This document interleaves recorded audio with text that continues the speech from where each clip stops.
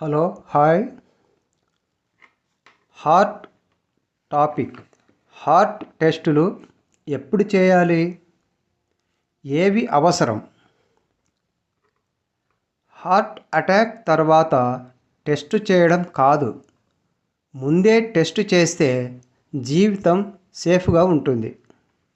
నమస్కారం అండి.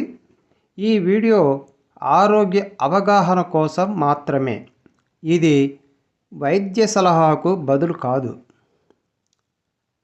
హార్ట్ టెస్టులు ఎందుకు అవసరం?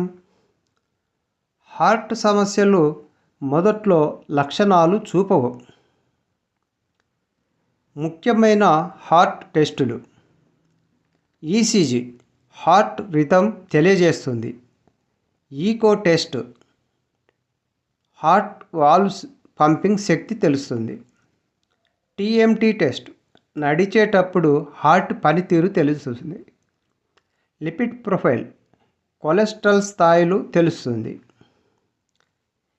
ఎప్పుడు టెస్ట్ చేయాలి?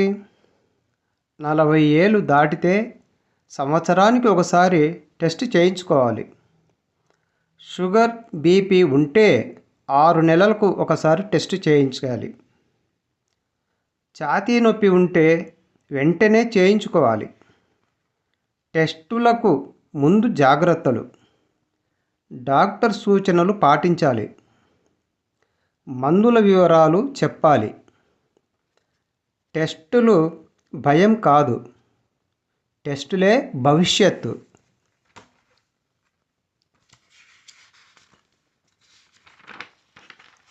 మరియు మీరు చివరిసారి హార్ట్ టెస్టులు ఎప్పుడు చేశారు?